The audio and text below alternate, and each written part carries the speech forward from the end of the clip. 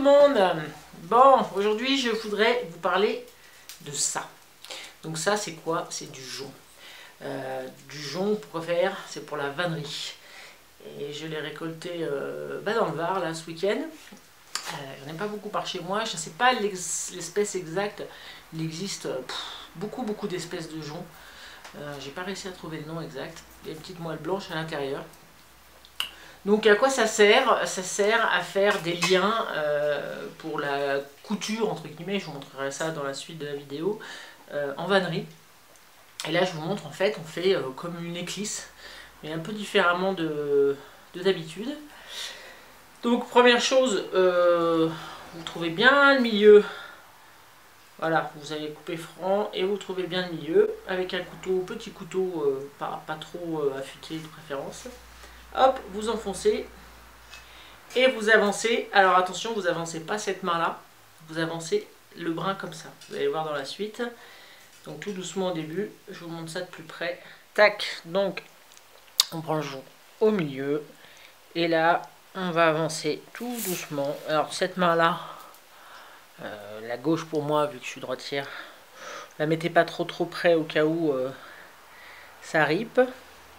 Vous poussez en fait, non pas le couteau, mais le brin. Vous pouvez pousser un petit peu le couteau, mais disons que c'est plus dangereux si vous poussez le couteau que le brin. Voilà, on va pas faire le mouvement droite-gauche, sinon ça risque de casser. Et vous essayez vraiment de rester le plus possible au milieu, jusqu'au bout. Si vous n'êtes pas rassuré, vous mettez un gant anti-coupure sur la main gauche. Et là, vous êtes tranquille. Ça évitera un petit bobo.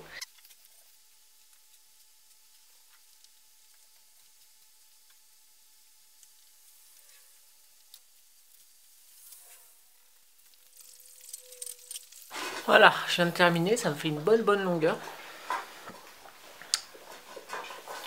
Et hop, hop. Voilà, vraiment une bonne longueur. Et une fois que vous avez fait ça, vous allez voir que c'est quand même relativement arrondi encore. Alors soit vous la faites encore en deux, mais il y a des risques que vous ne soyez pas droit. Mais simplement, vous mettez un petit tapis, hein, moi je m'en fiche de ce pantalon, mais simplement en frottant comme ça, vous allez l'aplatir. Du coup, vous enlevez la moelle. Donc toujours le même principe, c'est pas le couteau que vous bougez, c'est le brin. Donc il y a très peu de moelle là-dedans, hein. Alors là je vous dis que c'est le brin et puis je fais ça, mais de temps en temps c'est bien de racler aussi comme ça. Mais de façon générale on fait avec le brin. Voilà, donc là ça l'aplatit, ça enlève la petite moelle qu'il y a.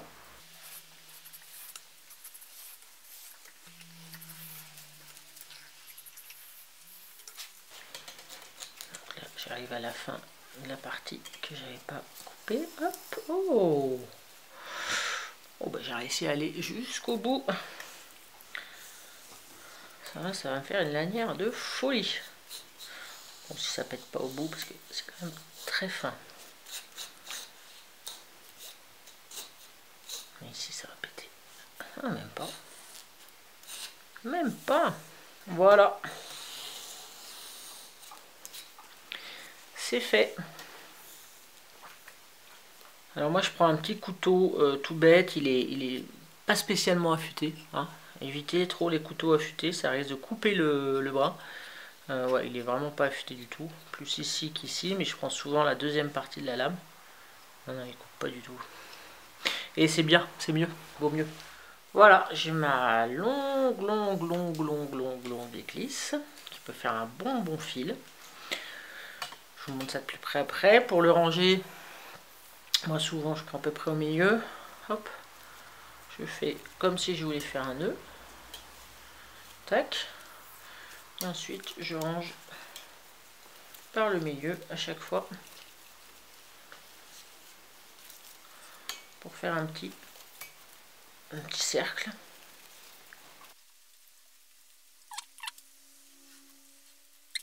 Voilà le résultat. Donc j'en ai fait plusieurs. Plus c'est long, mieux c'est, parce que voilà, vous n'aurez pas à changer. Voilà, je vous montre en détail comment c'est fin. Voilà, c'est vraiment très fin. Une vraie petite cordelette. Et ça, théoriquement ça sèche pas des masses, mais bon, si jamais vous voulez le réutiliser pour pas que ça pète, vous le retrempez un petit coup dans l'eau et il n'y aura pas de souci. Voilà, c'est vraiment très fin. C'est vraiment super.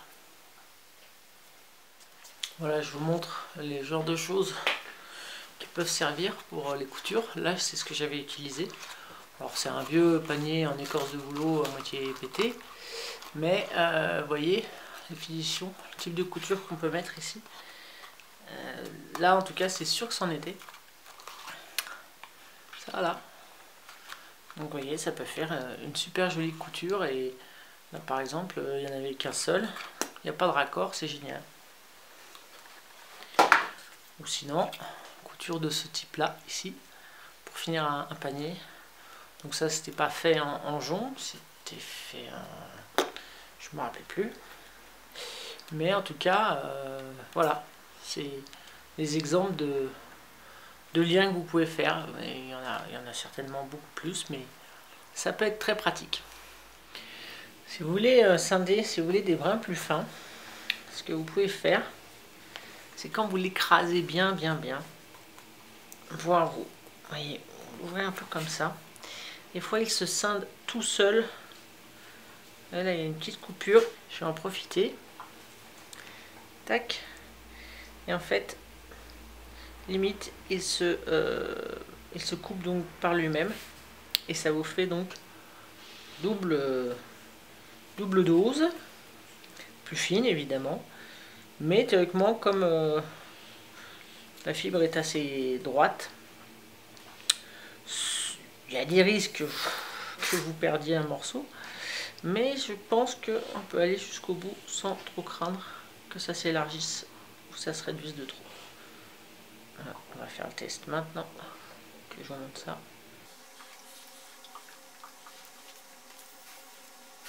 Parce que large comme ça, il a tendance à se refermer un petit peu comme ça. Et du coup, ça peut gêner.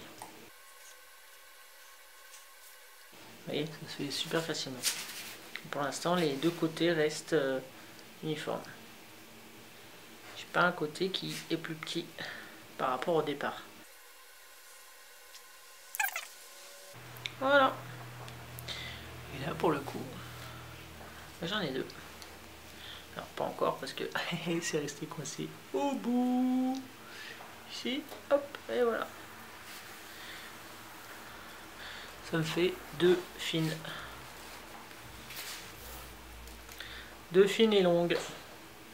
Juste un petit peu. Voilà. Et là, ça se recourbe moins. Et voilà, votre petit paquet. Voilà ma petite réserve d'éclisses de jonc. Donc pour faire des liens, encore une fois, de la couture, on va dire. En dessous, vous voyez des éclisses de ronces qui datent un peu. Il suffit de les retremper. Et voilà, on peut commencer un panier. Donc quand j'aurai un peu le temps, le bois me prend beaucoup de temps. Donc et ça sera pour le plaisir si j'ai un peu de temps. Voilà. Mon atelier bois dont je vous parlerai bientôt. Enfin en tout cas, il y a une vidéo qui arrive sur les cuillères, le matériel. Voilà, et ça c'est les cuillères en cours. Donc voilà, si vous avez du jonc par chez vous. Alors il en existe des plus petits modèles, il en existe différentes espèces de jonc. Celui-là c'est celui que j'ai trouvé le mieux, mais dès que vous voyez quelque chose d'un peu rond, avec de la moelle à l'intérieur, hop, bah dites-vous que ça peut faire des très bonnes éclisses. Il y a le genêt d'Espagne aussi, je crois que j'avais trouvé pas mal. Des choses comme ça quoi. Voilà, amusez-vous, essayez de chercher ce qu'il y a dans votre région et puis vous voyez que c'est tout bête. Allez, je vous dis à bientôt. Ciao.